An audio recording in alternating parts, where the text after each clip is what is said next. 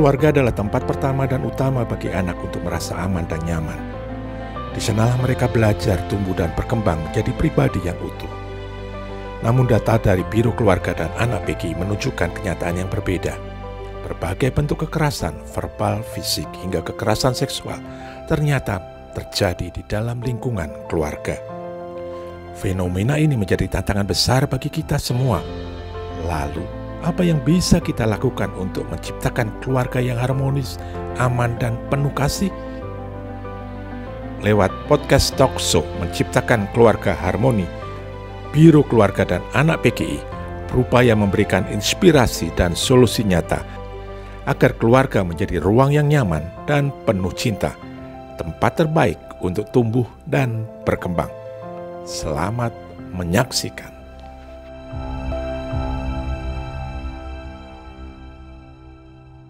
Bersama saya Philip Arta menjadi pemandu di acara podcast Biro Keluarga dan Anak PGI. Acara ini disiarkan secara langsung di YouTube dan nanti kita bisa atau menonton Bapak Ibu sekalian atau sahabat PGI bisa nonton sekalian. Nah, di kesempatan siang hari ini dalam podcast kita, karena apa yang menarik? Karena saya baru dapat informasi atau data dari Kementerian itu angka kerja adalah 190.000 pekerja. Nah, penyebabnya beragam, diantaranya digitalisasi yang menggantikan tenaga manusia, restrukturisasi pasca pandemi, hingga lesunya sektor ekspor akibat ketidakpastian global. Nah, di balik semua itu ada satu benang merah yang jarang dibahas secara komprehensif, yaitu krisis ketahanan keluarga atau krisis keluarga akibat guncangan sosial yang ditimbulkan oleh PHK. Nah, ketika seorang kepala keluarga kehilangan pekerjaan, maka dampaknya bukan hanya buat dirinya sendiri, buat kepala keluarga, tapi juga berdampak bagi keluarga, bagi istri dan anak-anak. Salah seorang peneliti dari Universitas Indonesia bahkan di tahun 2023 menunjukkan bahwa keluarga yang terdampak PHK akan memiliki risiko 2 kali lipat lebih tinggi secara tekanan psikologis dan lebih dari 35% diantaranya mengalami penurunan kualitas relasi interpersonal.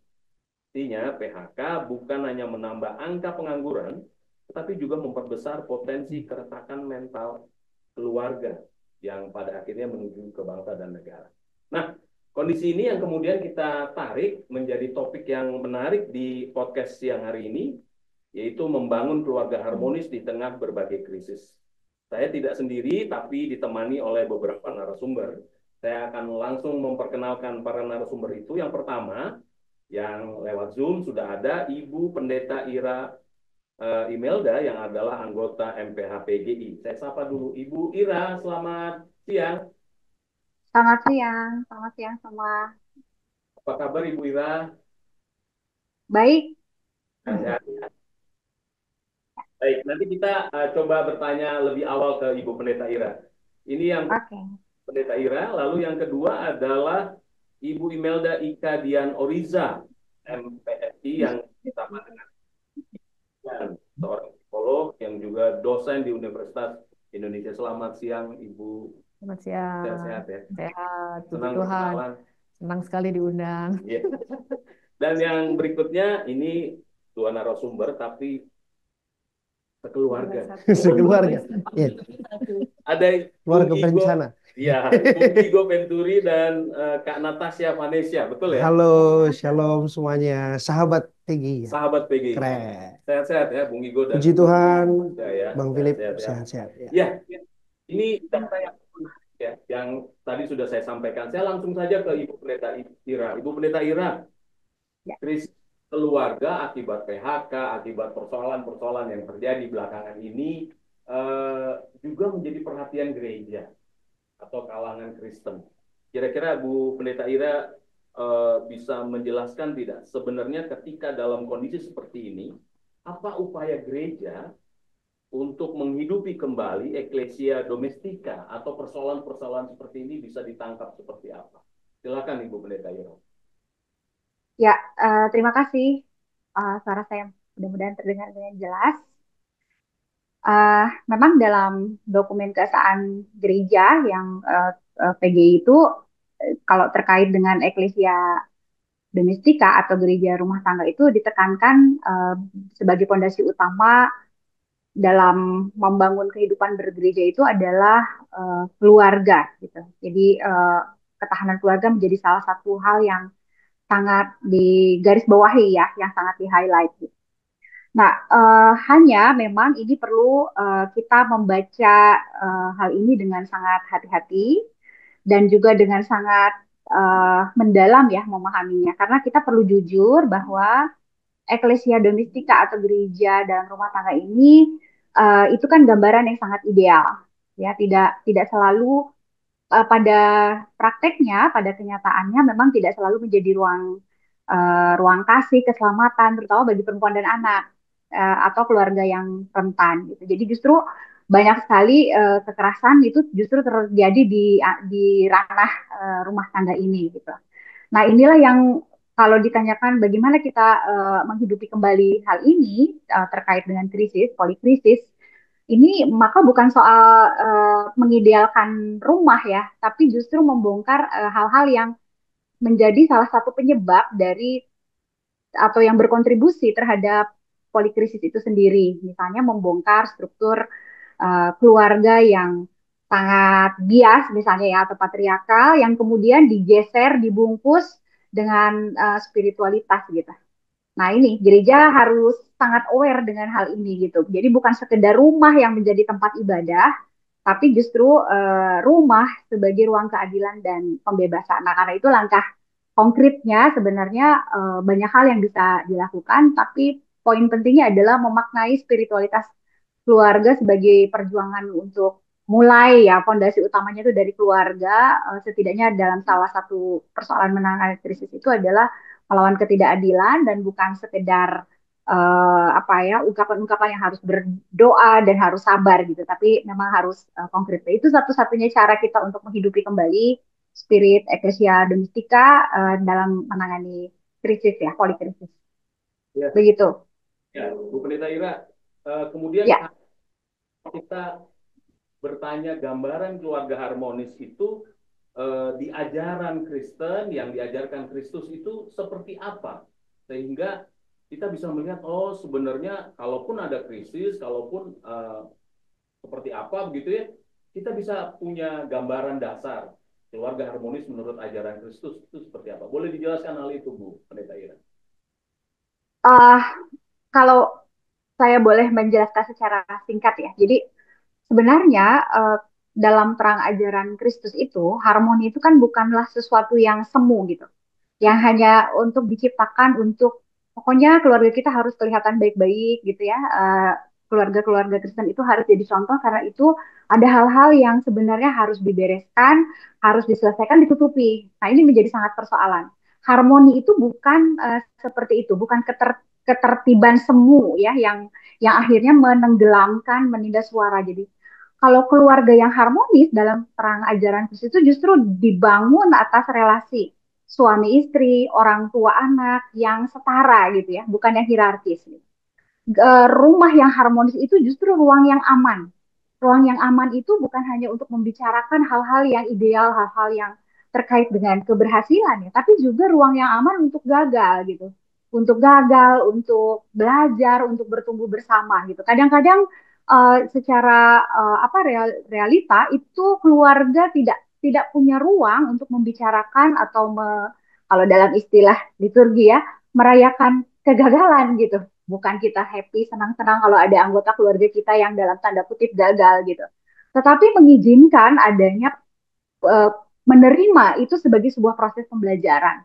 Nah, itu mestinya seperti itu juga termasuk kemampuan untuk memaafkan ini sangat penting dan itu juga sangat diajarkan di gereja hanya ada buntutnya yang sering terlewat gitu uh, yang ditekankan kan kemampuan untuk memaafkan ya untuk mengampuni gitu tapi yang dilupakan adalah tanpa mengorbankan keadilan gitu. Jadi seringkali contoh konkret misalnya dalam kehidupan keluarga yang dituntut itu selalu misalnya seandainya terjadi persoalan ya sampai berujung pada kekerasan, yang selalu dituntut untuk banyak mengampuni itu adalah orang yang menjadi korban ya atau yang mengalami ketidakadilan tersebut gitu. Tapi gereja tidak terlalu memberi perhatian atau juga mendampingi orang-orang yang pada akhirnya melakukan kekerasan tersebut. Nah, Mestinya rumah keluarga yang harmonis ini juga adalah keluarga yang tidak mengorbankan keadilan itu. Dan satu lagi dalam yang harmonis itu justru keluarga yang bisa mengakui luka, ada luka-luka gitu ya, tidak ditutupi, ada luka-luka, tapi juga bersedia untuk memulihkan. Nah, dalam konteks Alkitab sendiri, dalam ajaran Kristus sendiri, kita melihat bahwa Yesus sendiri sebenarnya menantang struktur keluarga tradisional yang tidak adil, ya. Dan dia secara jelas memanggil murid-murid itu untuk hidup baru yang adil dan merdeka. Karena itu kalau saya boleh highlight lagi, jadi keluarga yang harmonis menurut ajaran Kristus itu bukan keluarga yang tunduk dalam arti tidak bisa mengajukan pertanyaan, tidak bisa menggugat, tidak bisa menggugat dalam arti mempertanyakan ya, hal-hal membicarakan itu menjadi ruang yang aman. Plus adalah keluarga yang bisa memperjuangkan kasih, bukan kasih yang posesif, tapi kasih yang membebaskan. Kurang lebih seperti itu ya kalau bisa digambarkan secara. Menarik sekali Bu Pendeta Ira. Bu Pendeta Ira, saya beralih ke narasumber yang lain ya, tapi menarik sekali bahwa keluarga harmonis itu katanya bukan hanya ya tunduk, tetapi bukan hanya merayakan yang gembira, yang luka juga perlu dirayakan. Nah, saya ke saya ke Bung Igo dan Kak Tasya dulu. Ya. Sudah berapa lama menjalin keluarga dibangun? Kata saya aja dulu lah. Oh, Ladies first ya kan, supaya ini. Udah 10 tahun. 10 tahun pernikahan. Berarti 2014. 2014 betul ya. Nah, di 2014 10 tahun berjalan, apa yang seperti Bu Pendeta Ira tadi sampaikan, merayakan hanya kegembiraan tapi juga ada luka. Apakah banyak lukanya atau gembiranya?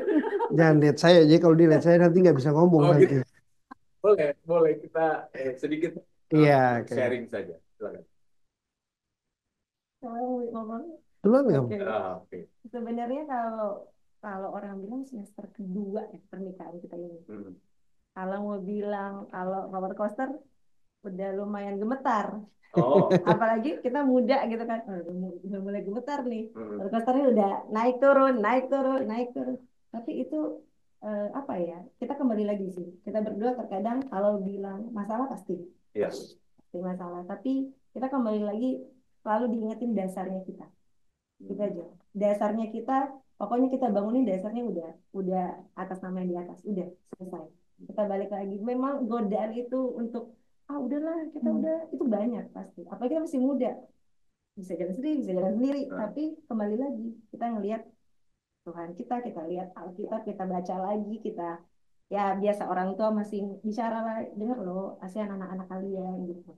Memang terkadang, tapi kan saya ini perempuan, laki-laki, harga diri gimana, tapi nggak boleh.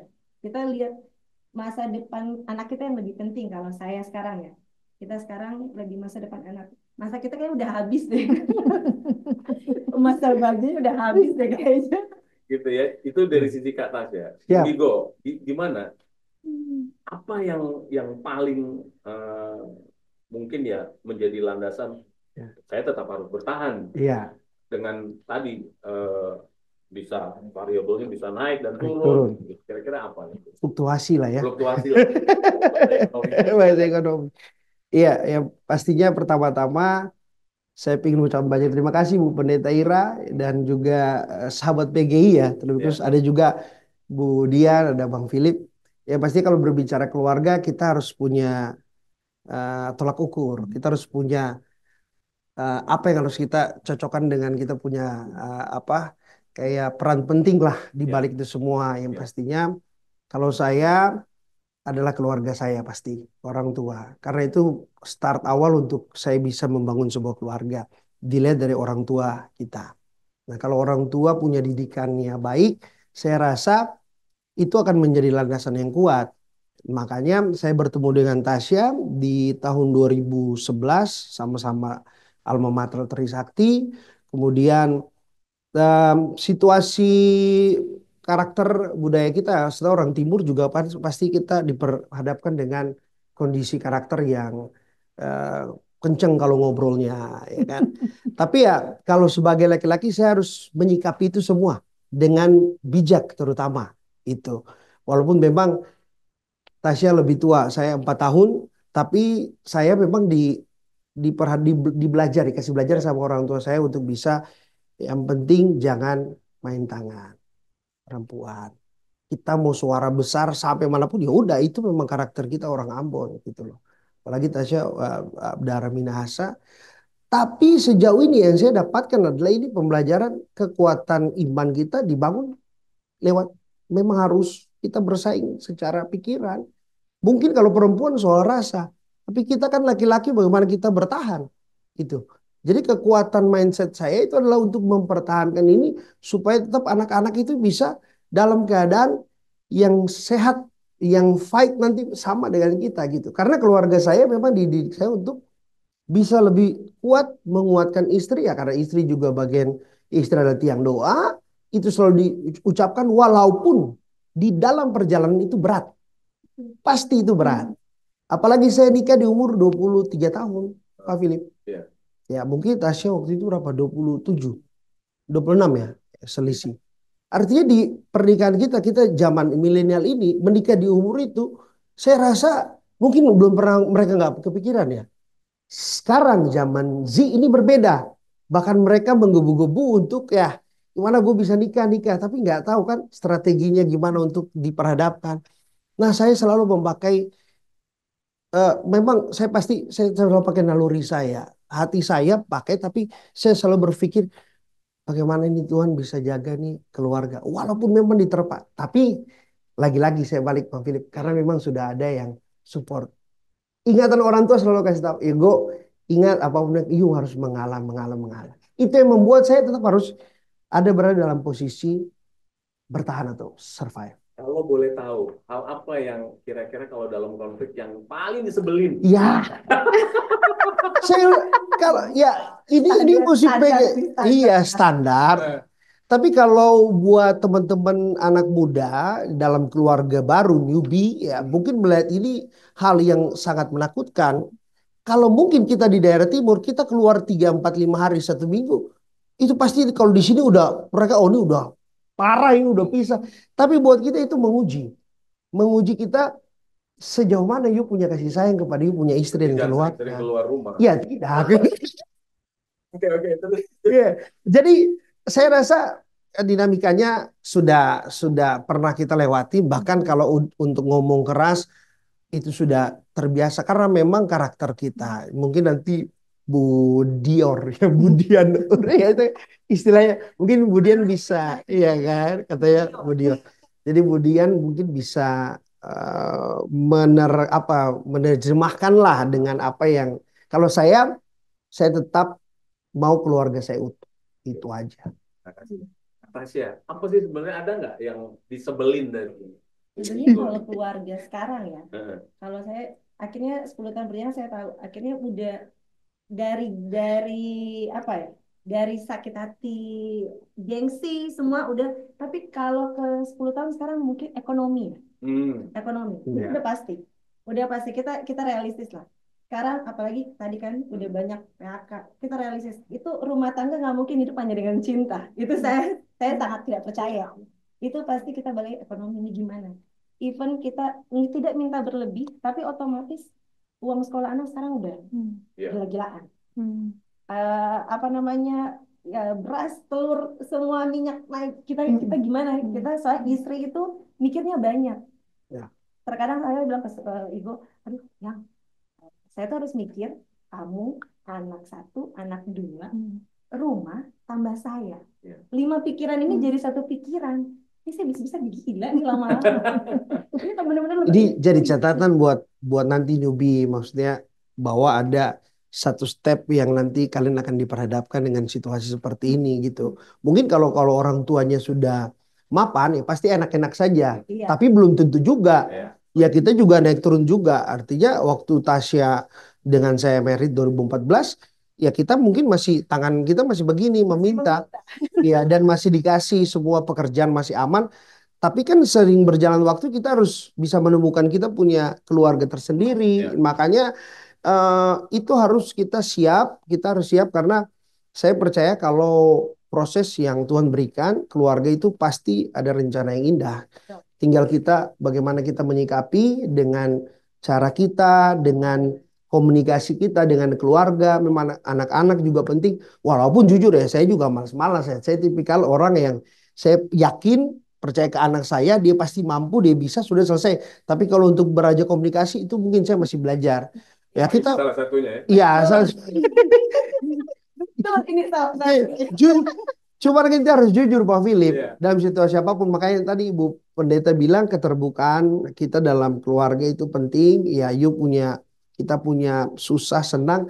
Jangan kita mau terima yang senang-senang saja, tapi yang susahnya kita nggak mau terima. Kadang masalahnya kita masalah kecil karena kita terlalu lama memperhatikan masalah kecil, dia jadi masalah besar. Jadi ada beberapa step yang harus kita hentikan sebelum masalah itu terlalu panjang. Dan saya dengan Tasya sudah hadapin mungkin di atas 10-15 kali lah.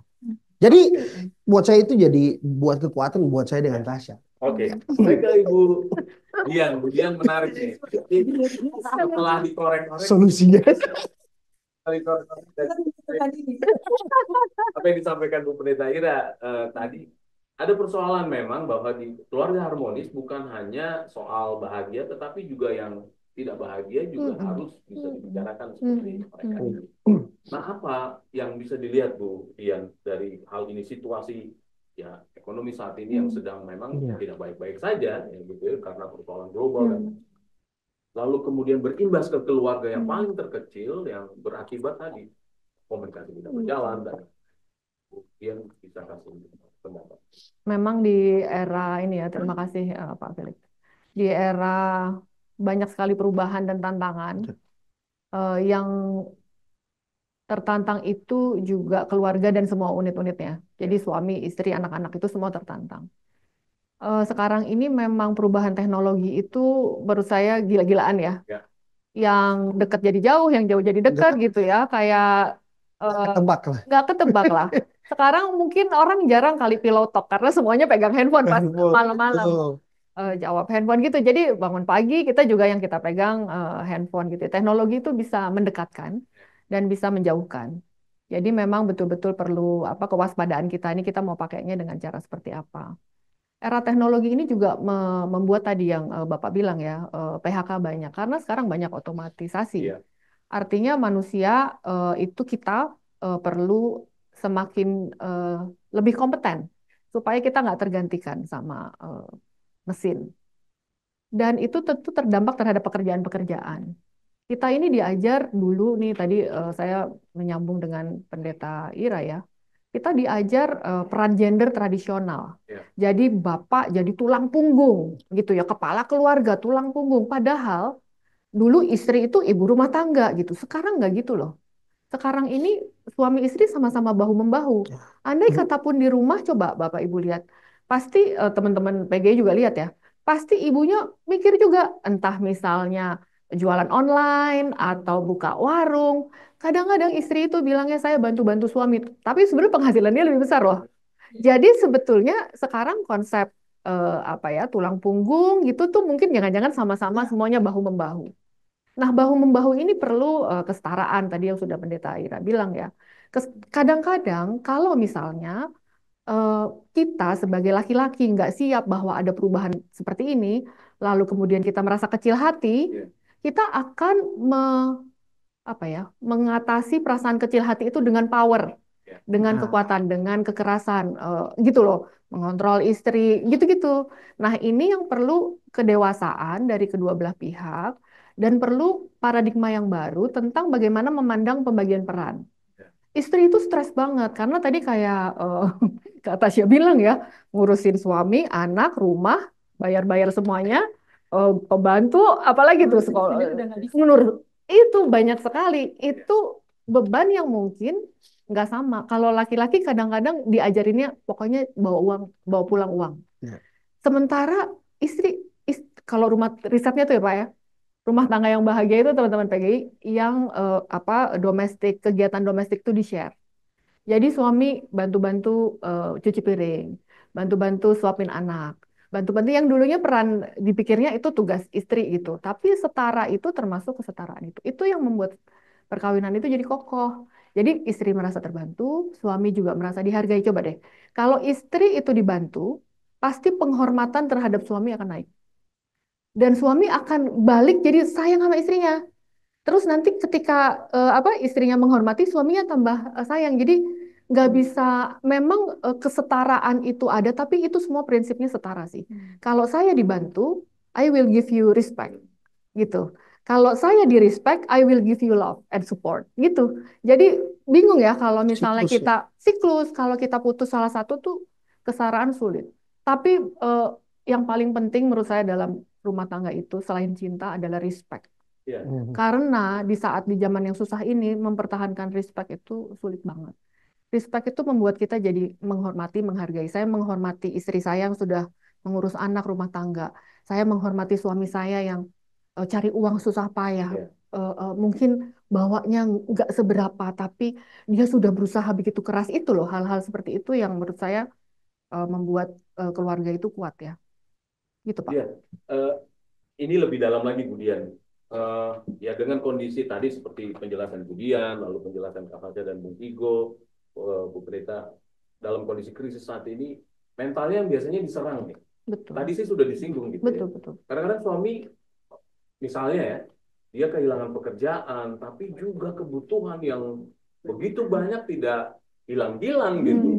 Nah kemudian tadi mentalnya kena gitu, dan nanti juga saya tanya ke Ibu Pendeta Ira, kedekatan kita kepada Yesus juga agak kurang atau jauh.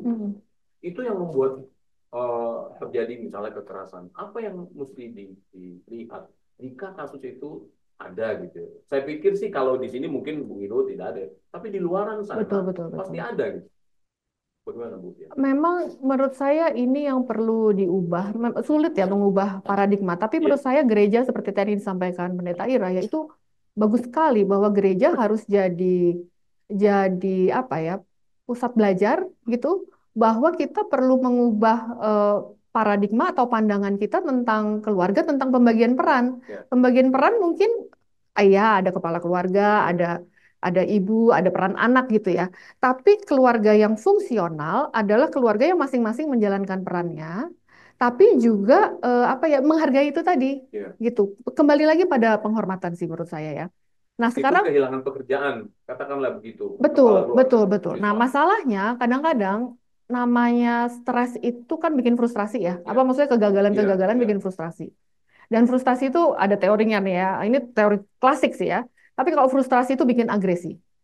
Jadi kalau semakin kita frustrasi, semakin kita jadi kayak gergetan gitu. Ya nggak sih? Kalau kita frustrasi akan sesuatu kayak gampang banget gitu. Nah, sekarang ini berarti keluarga-keluarga atau mungkin orang-orang yang terdampak stres, terdampak frustrasi ya perlu belajar manajemen stres, manajemen gitu-gitu ya. Ini kalau bahasa psikologinya ya. Tapi itu tentu tidak mudah. Kita harus dapat dukungan karena kalau kita ini kan ngomonginnya komunitas juga ya. Bagaimana komunitas bisa support keluarga-keluarga yang memang butuh bantuan. Bagaimana saling ini ya mendukung. Jadi lihatnya juga level komunitas, nggak bisa level keluarga atau level individu. Kalau misalnya individunya tentu kita bisa kasih penguatan. Keluarga kita kasih penguatan. Resiliensi keluarga itu kayak gini. Keluarga itu kalau bapaknya stres, seluruh keluarga stresnya nggak sih? Betul. Ya kan? Kalau ibunya stres, seluruh keluarga stres. Lebih stres lagi. Lebih stres lagi. Bukan, karena sedikit beda. Kalau bapaknya stres masih kita stres. Kalau ibu stres lebih stres Lebih stres lagi, betul. Anak stres pun ibu bapak pasti kita yang paling stres juga. lebih stres lagi kan, anak sakit atau apa. Nah, sekarang ini resiliensi bukan individu lagi. Ketika kita keluarga, resiliensi keluarga. Jadi keluarga yang perlu tahan. Gimana resiliensi itu kan kalau jatuh kita membal lagi gitu ya, bisa bangkit lagi gitu. Nah ini yang kita perlu sadari gimana caranya saya membangun keluarga yang resilient dengan tekanan-tekanan kondisi ekonomi dan segala macam ini gitu. Caranya gimana? Nah itu mungkin. Nah saya nyambung ke Tasya dulu nanti ke Bu Pendeta Ira. Pernah nggak ngerasain stres misalnya anak nggak bisa atau tidak nurut, atau juga komunikasi dengan Bu Ibu sempat mampet gitu lah kira-kira. Pernah nggak punya? 10 tahun perjalanan pasti pernah. Ya. Beruntungnya kita berdua kalau misalkan kemajuan kita berdua sekarang lebih ke kadang-kadang kalau marah udah di WA. Beruntung ada WA sekarang, WhatsApp. Jadi kita WhatsApp, jadi panjang banget kita terkecuali kalau nggak ada orang udah mulai. Kecuali kita agak emosian tinggi, kadang-kadang bablas layar. Namanya juga kita manusia. Habiskan amarah di WA aja lagi. Kalau kamu ini jangan. Caps lock semua. Ya betul. Jadi kita sekarang kayak, karena kembali lagi, aku karena suka banget nonton istilahnya bonding anak gimana. Jadi aku sekarang lebih belajar, oke, kita nggak bisa marah depan anaknya. Ya. Itu aku selalu ajarin yang kayaknya nggak boleh deh. Jadi aku udah WA, aku nggak suka kamu begini. Aku udah aku nggak bisa kamu begini. Nah, kalau udah begitu udah nih, dia udah balas. Kalau nggak dia ke bawah, aku di atas, kita main WA. Tapi muka tetap marah. Tapi ya terakhir maaf ya kan. terakhir maaf. Iya mesti harus.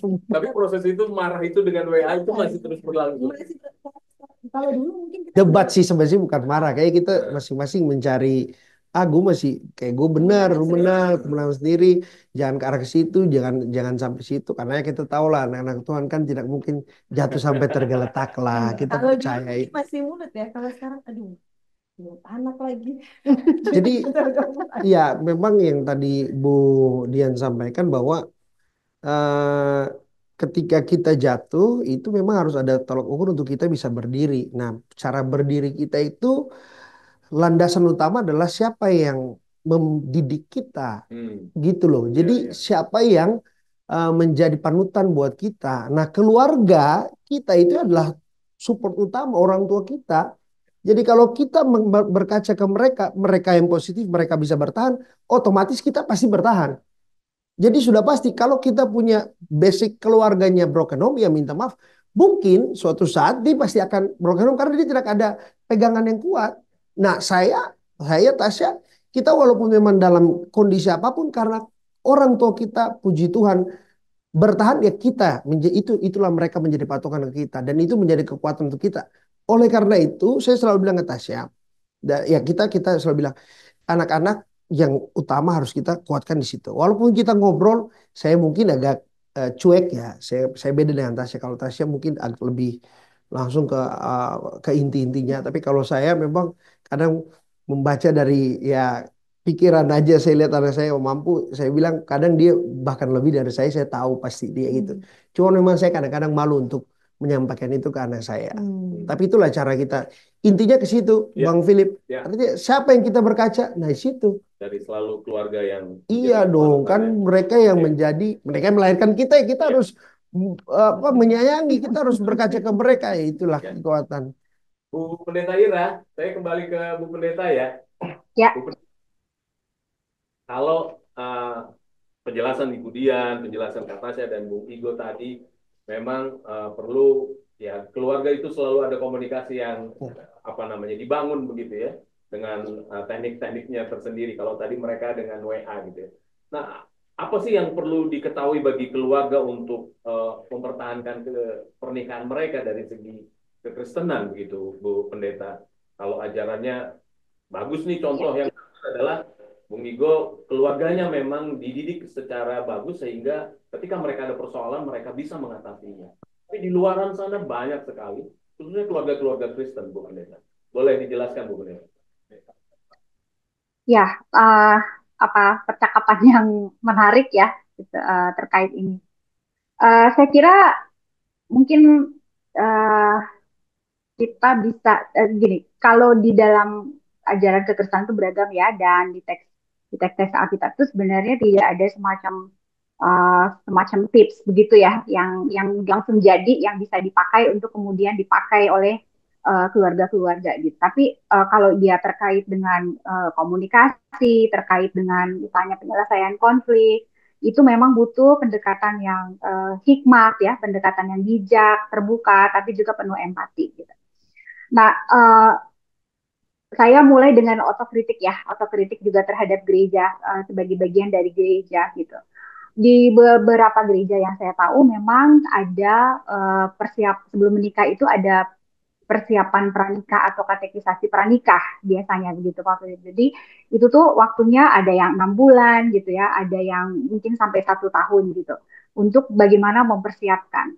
Nah, itu sesuatu yang baik sebenarnya dimulai karena di sana bukan hanya soal apa itu keluarga menurut kekristenan ya yang dipahami sebagai apa keluarga seperti apa begitu, tapi juga menolong bagaimana misalnya membangun komunikasi yang asertif di antara keluarga, di antara pasangan dan juga orang tua dan anak gitu.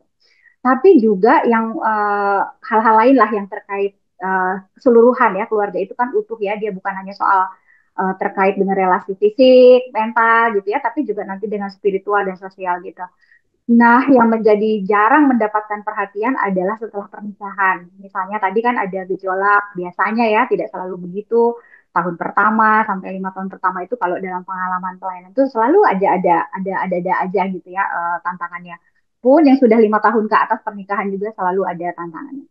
Tapi yang penting menurut saya adalah hal yang mestinya tetap dilakukan adalah pendampingan terhadap keluarga itu menolong pasangan-pasangan muda misalnya, apalagi kalau misalnya langsung memiliki anak misalnya, bagaimana membangun komunikasi yang terbuka dan jujur itu tanpa saling menyalahkan, apalagi kalau sudah ada misalnya perbedaan ya, bagaimanapun pola asuh di keluarga, budaya dan lain sebagainya itu sangat berpengaruh, termasuk bagaimana misalnya ketika dalam konteks pengembangan spiritualitas di keluarga itu kan beda-beda ya, cara memahami, cara keluarga itu mendidik, membesarkan terkait ajaran-ajaran Kristus di keluarga itu pasti beda-beda. Nah, saya pikir ini yang perlu dikembangkan di dalam keluarga, dalam komunikasi gitu. Jadi, bagaimana sih saling mendengarkan satu sama lain gitu ya. Mungkin setiap keluarga punya tips yang berbeda, tapi akan juga menjadi lebih baik kalau Kak Iqbal dengan kata saya tadi kan, misalnya kalau dalam konteks cooling down, mereka pakai komunikasi lewat WA. Tapi juga perlu dilatih juga untuk mengemukakan itu secara baik ya, secara asertif gitu. Nah, catatan-catatan misalnya dalam konteks percakapan pastoral yang agak sulit misalnya dilakukan karena belum dibiasakan ya, belum terbiasa, kita semua belajar hal itu adalah melatih empati gitu. Empati di dalam keluarga, sudut pandang anggota keluarga lain ini yang kadang sulit sekali gitu. Bagaimana membangun empati, memahami sudut pandang anggota keluarga lain, bukan hanya sudut pandang kita saja gitu. Jadi kesiapan untuk mendengarkan. Termasuk ketika ada masalah-masalah, biasanya fokusnya itu malah justru pada karakter atau kelemahan pasangan atau anggota keluarga gitu, bukan pada persoalan yang terjadi. Nah, karena fokusnya kepada karakter kelemahan pasangan, akhirnya jadi menyerang pribadi. Dan itu sering diperparah dengan misalnya uh, tidak diselesaikan, tidak ada penyelesaian, bahasa ini gencatan senjata aja lah, biarkan waktu katanya yang menyelesaikan gitu ya. Tapi kalau tidak pernah dibicarakan, tidak pernah diselesaikan, itu akan menjadi bisa menjadi ledakan yang sangat berpotensi untuk menghancurkan gitu keluarga. Nah, hal lain adalah kadang-kadang Pak, yang dicari itu bukan solusi bersama gitu, tapi yang dicari itu justru yang tadi ya saling menyalahkan. Nah, saya kira ini yang kita harus hentikan, tapi juga mulai didik untuk membiasakan komunikasi, menyelesaikan persoalan itu menjadi lebih dalam. Ada orang berpikir bahwa sudahlah bawa saja di dalam doa maka segala sesuatu akan selesai gitu ya. Doa itu memang besar kuasanya, kita amini dan kita yakini ya, tapi juga uh, mempertahankan keluarga yang harmonis dalam arti bukan yang hanya sekedar menutupi supaya kelihatan baik-baik saja di masyarakat, di anggota, di komunitas gereja, tetapi justru perlu mempertimbangkan gini, cinta itu memang membutuhkan kerja keras, tapi juga kerja yang setara. Tadi Ibu dia sudah meng-highlight beberapa kali gitu. Nah, tapi juga perlu memikirkan bagaimana caranya dari yang latar belakang berbeda ini untuk membangun visi bersama. Nah, saya kurang tahu nih, kayak apakah di keluarga-keluarga itu, kayak contoh tadi ya, misalnya soal cara mendidik hal yang sederhana saja. Kebanyakan kan tidak demikian. Semua pendidikan itu seolah-olah menjadi tanggung jawab dari salah satu pihak ya, dan kebanyakan biasanya kepada istri gitu. Jadi seolah-olah yang paling bertanggung jawab untuk mendidik, untuk apa itu istri. Tidak pernah ada pembicaraan. Ketika terjadi perbedaan pola didik, maka terjadi perselisihan yang kemudian saling menyalahkan. Nah, karena itu kalau untuk mempertahankan, saya kira jangan mulai dengan hal-hal yang sangat sulit gitu ya, tapi mulai dengan hal-hal yang sangat konkret ya. Ini sama-sama kita membicarakan dalam bayangan kita sebagai pasangan suami istri, sebagai orang tua anak itu mau seperti apa ini rumah yang akan kita bangun, mau seperti apa pola asuh, pola didik, pola komunikasi yang akan kita bangun gitu. Nah ini yang sepertinya jarang untuk dibicarakan di antara keluarga, tapi juga jarang mendapatkan perhatian di gereja. Bagaimana mendampingi keluarga-keluarga? Ya mestinya sih kan bukan hanya persiapan pernikahnya ya, 5 tahun usia pernikahan, 10 tahun ya. Kalau ada kebaktian syukurnya itu bagus sekali gitu. Tapi jarang kebaktian syukur itu dipakai untuk merefleksikan hal-hal apa saja yang perlu kita bicarakan bersama sebagai keluarga terkait misalnya pertambahan usia di dalam pernikahan itu. Kurang lebih seperti itu Pak Philip dan kawan-kawan semua. Menarik tuh, Bu. Terima kasih. Jadi memang katekisasi pranikah biasanya ya hanya yang baik-baik, tapi tidak menyentuh ketika ada persoalan. Kemudian boleh melengkapi akan hal itu. Ketika pernikahan, pastilah nggak ada naik turunnya. Apa yang harus dilakukan?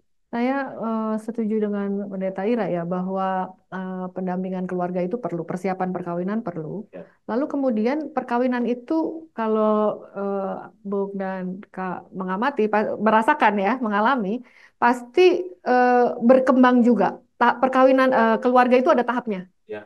Jadi tahap anak, tahap bulan madu gitu ya, tuh semuanya bahagia-bahagia tuh manis-manis. Lalu kemudian mulailah ada tahap realistis. Siapa yang bayar cicilan, siapa yang nyicil ini, nyicil itu tahap realistis. Habis itu punya anak, itu keluarga bertumbuh bersama anak. Anak balita, itu kita tantangannya berbeda. Nanti anak usia sekolah, itu tantangannya berbeda lagi. Keluarga orang tua yang kompeten akan belajar teknik-teknik yang baru dalam mendidik, dalam berkomunikasi, tadi asertif dan seterusnya. Nanti remaja mendampingi anak remaja, tantangannya beda lagi gitu. Bagaimana kita, karena anak kan juga remaja di zaman sekarang juga gitu ada tantangannya. Kita tuh gimana tarik ulurnya sebagai orang tua. Nanti sampai mendampingi anak yang dewasa. Bagaimana kita sebetulnya anak dewasa pun tetap perlu pendampingan, anak udah kuliah, anak udah kerja, bahkan sudah menikah pun selalu didampingi sama orang tua gitu. Jadi kita itu sebagai orang tua terus melakukan pendampingan berkembang bersama tahap perkembangan anak ya, tahap perkembangan keluarga itu berkembang bersama anak. Kita sebagai individu. Nah, tadi yang menarik juga, saya biasa suka tanya juga ya ke klien-klien saya kalau klien perkawinan ya. Yeah. Saya selalu tanyanya begini, kalau merayakan ulang tahun perkawinan ke-50, Anda pengen dirayakan dengan siapa? Bagaimana? Anda pengen relasi suami istri itu di usia ke-50 itu seperti apa? Bagaimana anak-anak Anda akan memperlakukan Anda? Ketika Anda merayakan, berarti kita umurnya udah berapa tuh? 70 something ya? Yeah. Gitu. Itu tuh anak akan memperlakukan kita seperti apa? Bagaimana saya memperlakukan menantu saya? Bagaimana saya memperlakukan cucu-cucu saya? Bagaimana cucu-cucu saya memperlakukan saya? Hangatkah? Berjarakkah? Itu membuat kita jadi punya visi. Tadi yang Pendeta Ira bilang, kita jadi punya visi. Kayak begini keluarga yang mau saya bangun. Kayak begini relasi yang saya inginkan. Nah, untuk bisa sampai ke 50 tahun perkawinan kan mesti dibangun dari sekarang ya. Berarti komunikasinya seperti apa, prinsip keadilannya seperti apa, kesetaraannya seperti apa. Itu kita bangun dikit-dikit. Sehingga nanti di ulang tahun ke-50 kita petik hasilnya. Begitu. Menurut saya perkawinan yang berhasil itu tadi kayaknya udah sering disebut sama Bung Igo sama Kak Tasya ya. Perkawinan yang berhasil itu perkawinan yang ada pihak ketiga. Pihak ketiganya itu Tuhan. Oh, bukan yang bukan orang ketiga, tapi pihak ketiga. Pihak ketiga karena Tuhan yang mempersatukan kan. Ini mungkin areanya Pendeta Ira ya. Tapi Tuhan itu memberi kita visi. Kita mau sampai ke sana, keluarga kita mau kayak keluarga kudus gitu. Kita mau sampai ke sana gitu. Ada tujuan, ada visi yang kita mau bangun. Sehingga kalau ada suatu kegagalan-kegagalan dalam relasi, akan ada pertobatan-pertobatan. Kalau di agama kita bilangnya pertobatan, kalau di psikologi itu bilangnya perubahan perilaku. Gitu. Jadi pertobatan itu kan pasti perilaku yang berubah. Nah, kita ngitungnya tuh perubahannya kayak apa? Kalau misalnya saya marah-marahnya dulu seperti ini atau ngomong keras seperti ini ternyata melukai perasaan istri atau anak atau suami saya juga tersinggung, berarti saya berubah. Nah, itu yang menurut saya perlu untuk supaya kita 50 tahun perkawinannya seperti yang kita belajarnya susah ya. Susah. Berdiri itu susah ya. Ini mungkin Pak bagian. Pak Philip, boleh nggak ada satu yang saya ingin juga highlight juga. Silakan Bu Pendeta, silakan.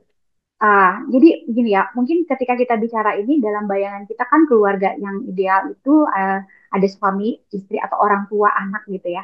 Kita jangan lupa bahwa keluarga kita juga beragam, variatif ya, inklusi itu penting gitu. Ada orang tua single, ada keluarga-keluarga yang memang tidak punya keturunan dalam arti keturunan yang biologis gitu ya. Nah, itu juga penting mendapatkan perhatian kita. Nah, mengapa ini perlu saya highlight? Jangan sampai percakapan kita ini jadi membatasi bahwa kalau yang dikatakan harmonis, yang menurut itu hanya keluarga yang atau keluarga yang diberkati itu hanya keluarga yang tadi ya pasangan suami istri, orang yang punya anak gitu.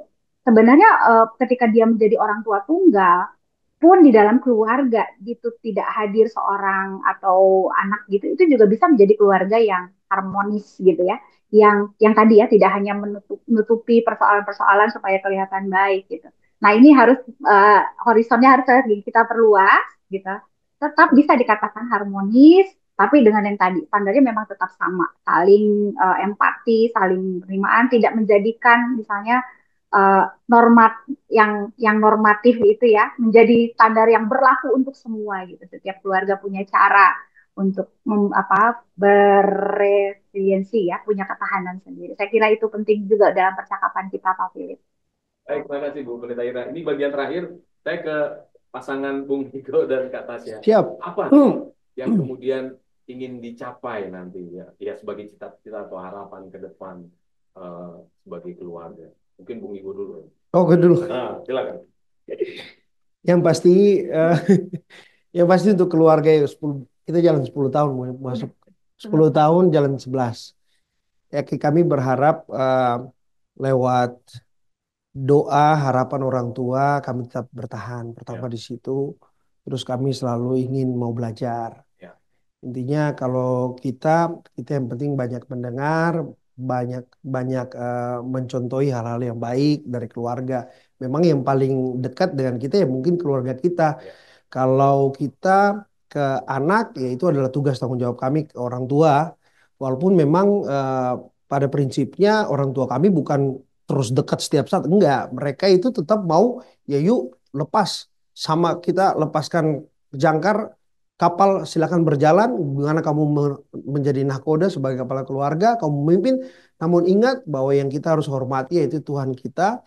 Tetap dia menjadi kepala keluarga di dalam kita, dan itu memang harapan saya dengan Tasya supaya memang kita ini akan tumbuh menjadi keluarga yang kuat. Dan itu menurut saya 10 tahun masih butuh lagi belajar mendengar karena kita akan berharap sampai di 50 tahun itu sudah janji Tuhan supaya umur panjang ya kan ada di tangan kanan, kehormatan tangan kiri sudah. Itu yang kita harapkan ya. Orang tua punya doa selalu yang baik-baik. Tidak mungkin mereka mau mendoakan anak untuk kamu begini-begini. Tidak mungkin. Saya percaya semua orang tua. Dan tadi saya juga tangkap satu pesan dari Ibu Pendeta soal empati dan belajar karakter itu memang penting.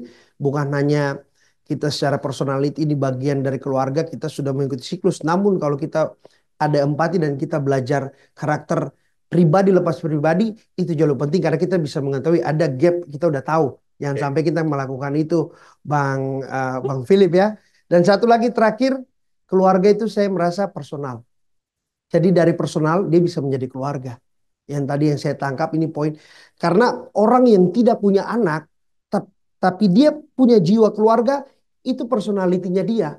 Jadi dia bisa menjadi keluarga buat banyak orang.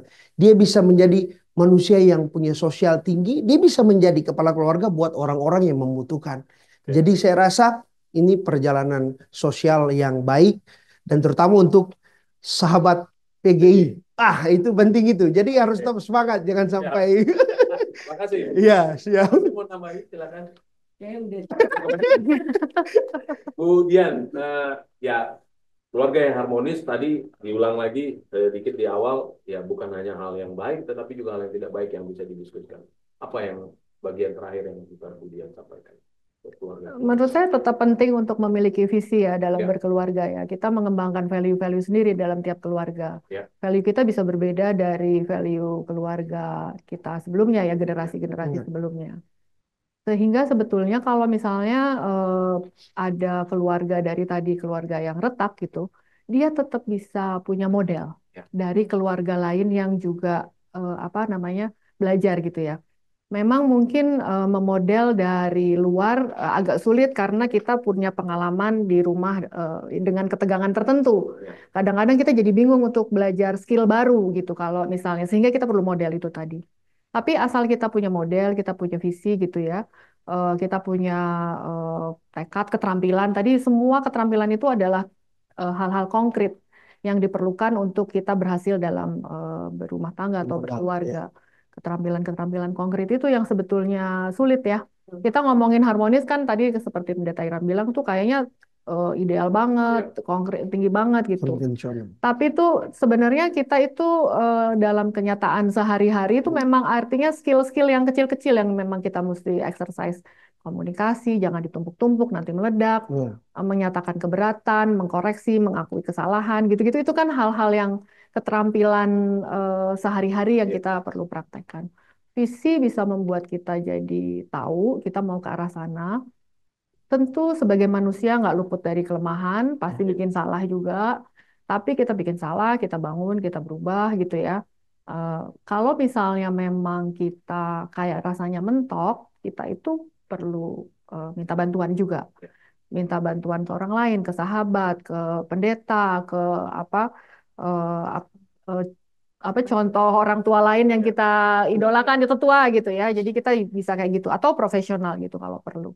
Jadi sebetulnya eh, kita punya banyak kesempatan untuk belajar gitu, menerima bahwa kita emang salah dan kita melihat kelemahan orang lain dalam hal ini pasangan kita dan mungkin itu cerminan kita juga punya kelemahan gitu ya.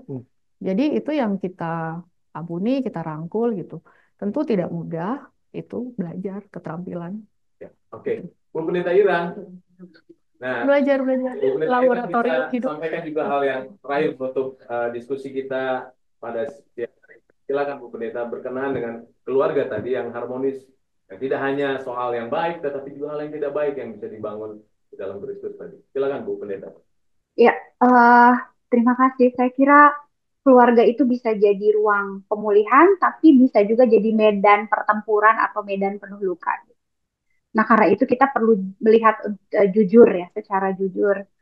Eh, Salah satu hal yang masih dan mesti kita lakukan adalah dalam membangun rumah tangga seperti yang diajarkan oleh Kristus adalah memberi ruang yang setara bagi setiap anggota keluarga ya, siapapun dia, menolak kekerasan sekecil apapun ya, tidak tolerir terhadap kekerasan, tapi juga menumbuhkan spiritualitas yang membebaskan. Tips kecil sederhana mungkin ya, bisa cocok bisa enggak. Tapi gini, dalam pasangan suami istri ya, saya bicara yang satu model saja, eh, bisakah suami istri mendoakan, bukan untuk doa yang lain-lain gitu. Suami mendoakan istrinya, menyebut namanya dengan nama aslinya, dan mendoakan secara sungguh-sungguh apa yang dirasakan dialami oleh istrinya. Begitu juga sebaliknya. Nah, saya kira mulai dengan hal yang paling sederhana itu, mendoakan, mendengarkan gitu ya, itu bisa menjadi cara kita untuk memulai membangun rumah apa gereja eklesia domestika itu ya, saya pakai istilah yang dipakai itu. Jadi bukan sebagai rumah yang sempurna, tapi rumah yang terus berjuang agar kasih Allah itu nyata gitu. Nyatanya dalam kejujuran, dalam keadilan, dan dalam keberanian. Saya kira ini yang ingin saya sampaikan. Terima kasih.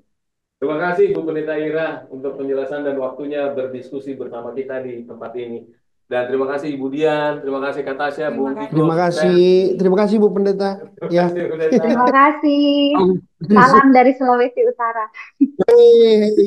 Demikianlah sahabat PGI untuk podcast siang hari ini atau saat ini. Kita jumpa lagi lain kesempatan. Saya nggak usah nutup dengan kata-kata manis, tapi kita semua merasakan bahwa betapa di dalam Kristus itu landasan kita membangun keluarga, relasi dengan lainnya sangat dibutuhkan. Terima kasih. Salam. Kita jumpa lagi di kesempatan.